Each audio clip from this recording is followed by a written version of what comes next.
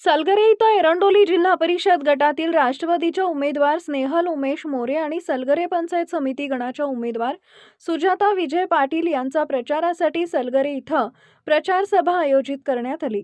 गावातून भव्य पदयात्रा आयोजित करण्यात आली। या पदयात्रेला ग्रामस्थांचा उत्स्फूर्त प्रतिसाद लाभला। पदयात्रेदरम्यान कार्यकर्ते, अधिकारी आणि नागरिक मोठ्या संख्येने सहभागी झाले होते। संपूर्ण गावातून मार्गक्रमण करताना राष्ट्रवादीच्या उमेदवारांच्या घोषणांनी परिसर दुमदुमून गेला होता। नागरिकांचा वाढता प्रतिसाद पाहता सलगर परिसरात राष्ट्रवादीच्या उमेदवारांच्या प्रचाराला चांगलीच गती मिळाल्याचे स्पष्टपणे दिसून आले। यानंतर झालेल्या जाहीर सभेत विविध मान्यवरांनी आपले विचार मांडले। यावेळी सुरेश कोळेकर, बाबगोंडा अण्णा पाटील, शिवाजी रुपनर, किशोर कांबळे, विजय पाटील, स्नेहल मोरे, सुजाता पाटील, रणजित देसाई, विके पाटील व भास्कर शिंदे आदी मान्यवरांनी मनोगत व्यक्त केले। वक्त्यांनी मागील अनेक वर्षांपासून सुरू असलेल्या गटाच्या राजकारणाचा आढावा घेत चुकीच्या व्यक्तींनी दिलेल्या उमेदवारींचे दुष्परिणाम सर्वसामान्य जनतेला भोगावे लागल्याचं सांगितलं आहे। विकासाच्या दृष्टीने योग्य नेतृत्व किती महत्त्वाचं असतं हे अनुभवातून स्पष्ट झाल्याचं त्यांनी नमूद केलंय।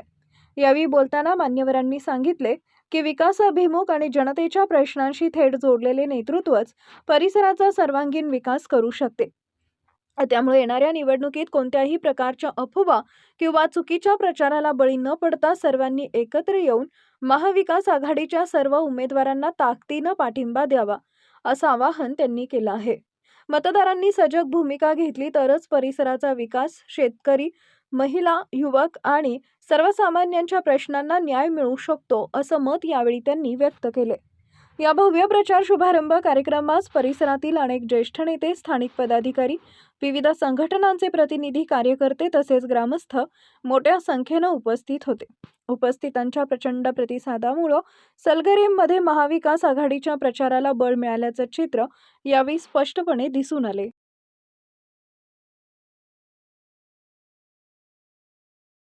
भाजपमध्ये काम केलं त्यांना आमची किंमत कळली नाही, पण ह्या नेते मंडळींना लक्षात आले की बाबा हाडाचे कार्यकर्ते आणि हे काय करू शकतात हे आता त्यांच्या पण लक्षात आलं असेल।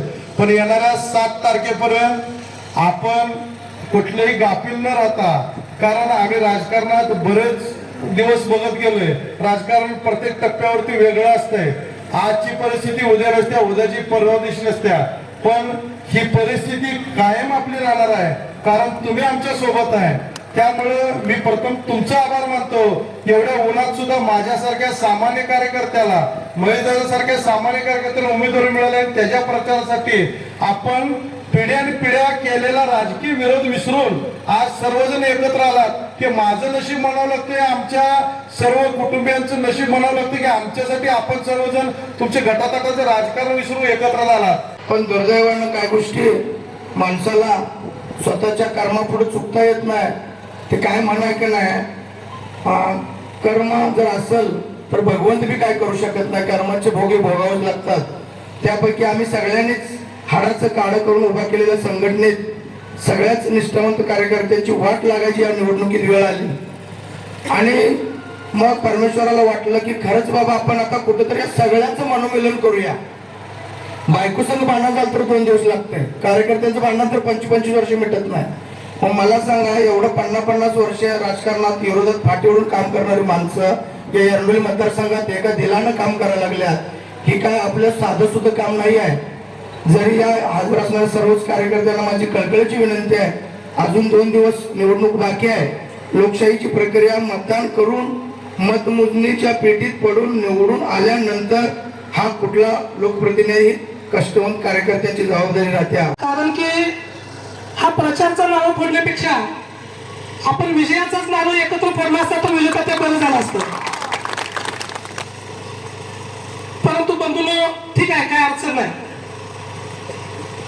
विजय ज्यावेळी आपण आज भरायची रॅली काढली, आम्ही खंडेराजुरीतून सलगरमध्ये आलो। सलगर गाव फिरत असताना त्या गावामधून गाडी गेली, एक कोणतर कार्यकर्ता होता, ते सारखं घोषणा देत होतं, घाबरलंय घाबरलंय घाबरलंय अशा घोषणा देत होतं। आता मला पण वाटायला तात्या ती खरंच घाबरलंय, ती घाबरलंय यासाठी त्याची कारणं अशी आहेत की ज्या ज्या गावात तात्या सभा घेते दादा, त्या ठिकाणी एकच बोलतोय मतदान मला ना आता मतदान भाऊला टाकायचं आहे. अरे मग आम्ही 1.5 वर्षापूर्वी कुणाला मतदान टाकलं? तुम्ही भाऊला आता मतदान टाकाय सांगताय, 1.5 वर्षापूर्वी आम्ही टाकलं मतदान कुणाला? बंधूनो, त्या टायमाला आम्ही 5 वर्षाच्या आमदाराला मतदान टाकलं होतं. हिने 1.5 वर्षाच्या आमदाराला आता मतदान मागायला लागल्या. ही यांची शोकांतिका लक्षात घ्या. आणि खरोखरच त्यांच्या पायाखालची वाळू सरकल्या.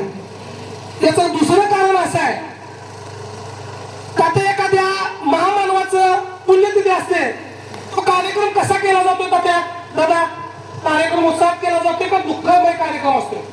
पुण्यतिथी मला वाटतं नेहमीच दुःखात असत्या. तुम्ही युट्यूब चॅनल सगळे काढा आणि खंडेराजुरीमध्ये काल त्यांनी आद्यक्रांतीवीर उमाजी नायकांची पुण्यतिथी साजरी केली आणि प्रत्येक युट्यूब चॅनलवर दिसतंय की आद्यक्रांतीवीर उमाजी नायकांची पुण्यतिथी आम्ही उत्साहात साजरी केली. अरे काय खरोखर तुमच्या पायाखालची वाळू सरकल्या? तुम्ही काय पाहिजे तसं बितरण्यासारखं बोलायला चालू केलं. हे नको आहे. तुम्हाला त्या महामानवाची पुण्यतिथी साजरी करायला लागलोय का जयंती साजरी करायला लागलोय हे सुद्धा कळत नसेल तर खरोखरच तुम्ही बितरल्याला दिसताय. त्यानंतरचा त्यांचा दुसरा प्रचार चालू आहे, नेते एकीकडे आणि जनता एकीकडे. अरे नेता हा नेत्याचा खरा आधारस्तंभ कोण असते तर ती जनता असते. आम्ही पण खंडराजुरी गावचे नेता आहे. मला वाटतं मी आहे, तात्या, आप्पा आहे. खंडराजुरी गावात आम्ही पण राजकारण करतोय. जनताच आमच्या पाठीमागे राहिलं, मग आम्ही तिथे खंडराजुरी बसून काय करायचं?